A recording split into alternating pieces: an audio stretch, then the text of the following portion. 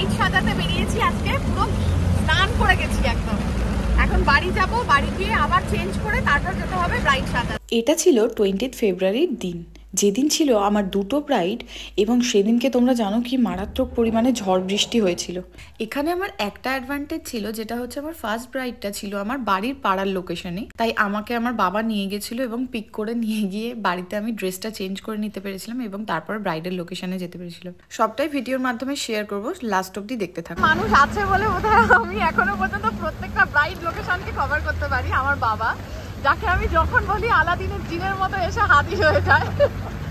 চলে এসেছি, বাট আমি পুরো ভিজে গেছিলাম, যে কারণে ড্রেসটা চেঞ্জ করে ভিডিও শ্যুট করছি। এরপরে রেডি হয়ে কিন্তু ব্রাইডের লোকেশনে চলে যাবো। আমি কিন্তু বেরিয়ে পড়েছি একদম আমার ব্রাইডের লোকেশনে যাবো বলে, চেঞ্জ করে লোকেশনে তো চলে এসেছি, বাট এখানে কারেন্ট নেই, এদিকে কারেন্ট চলে গেছে।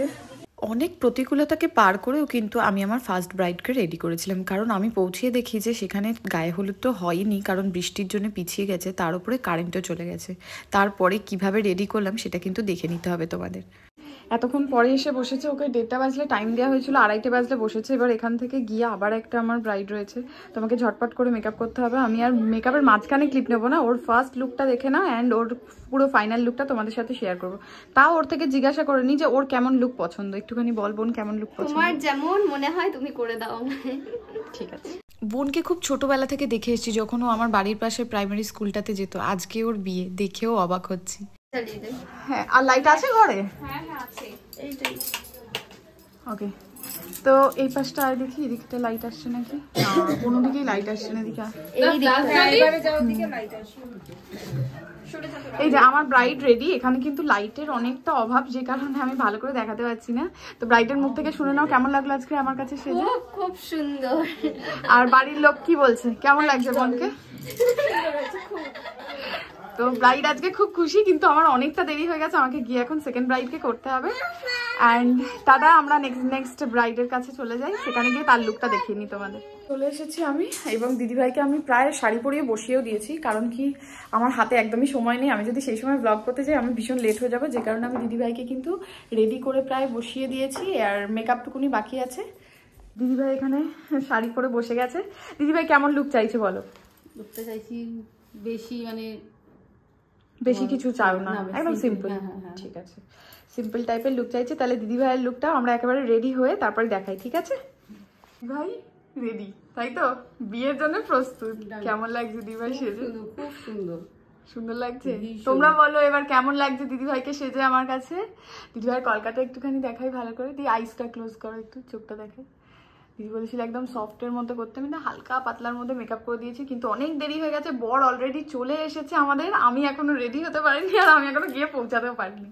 আমিও না সবসময় লেট হবো, জানো। তোমরা এখন যে ব্রাইডকে দেখতে পাচ্ছ, এটা কিন্তু আমার নিজের ননদ হয়, আমি ননদকেই রেডি করলাম এখন। কিন্তু রেডি হয়ে নিচে চলে এসেছি, এখন 9:30 বাজে। সবাই বলবে যে আমার কেন এত দেরি হয়। আমি দুটো ব্রাইড রেডি করেছি, এখনো কি করছি বলো তো, আমার বাড়ির পাপিগুলোকে খেতে দিচ্ছি, ওদেরকে খাইয়ে ওদেরকে নিজের জায়গায় শুইয়ে তারপর আমাকে বেরোতে হবে। তারপরেও সবাই বলবে যে আমি কেন এত দেরি করে আসি, তাই না? খালি এই মানুষটা সব থেকে বেশি আমাকে দোষারোপ করে। এই দুটো ব্রাইড রেডি করে নিজে রেডি হয়ে বাড়ির কুকুর বাচ্চাগুলোকে খেতে দিয়ে বেরিয়ে পড়েছি বিয়ে বাড়ি। আরে না না, এটা দিদিভাইয়ের বিয়ের লোকেশন না, বিয়ের লোকেশন অন্য। এটা পাশেই আরও একটা বিয়ে হচ্ছিল, সেখানের লোকেশন। আমি তো পৌঁছে দেখি বিয়ে শুরু হয়ে গেছে, মালা বদলও হচ্ছে সেই মুহূর্তে। জানো তো, যখন থেকে মেকআপ লাইনে এসেছি তখন থেকে আমার ফ্যামিলির আমি একটা বিয়েও অ্যাটেন্ড করতে পারি না, না আমি প্রথম থেকে থাকতে পারি, না আমি কোনো অনুষ্ঠান অ্যাটেন্ড করতে পারি। তবে সামনেই একটা বিয়ে আছে, মানে এখনো পর্যন্ত আমি সেই বিয়েতে বসে বসে ভিডিও এডিট করছি। এই বিয়ের প্রত্যেকটা মুহূর্তে আমি থাকতেও পাচ্ছি, এবং প্রতিটা মুহূর্তের ভিডিও তোমাদের সাথে শেয়ার করব। এই ভিডিওটা যেমন তোমরা পুরোটা দেখলে, পরের ভিডিওটাও কিন্তু পুরোটাই দেখতে হবে, কারণ পরের ভিডিওতে প্রচুর প্রচুর প্রচুর এক্সাইটিং জিনিসপত্র আছে, কারণ এটা ছিল আমাদের ফ্যামিলির ফার্স্ট ডেস্টিনেশন ওয়েডিং। তাই যেভাবে পাশে আছো পাশে থেকো, অ্যান্ড সাবস্ক্রাইব করে দাও চ্যানেলটাকে।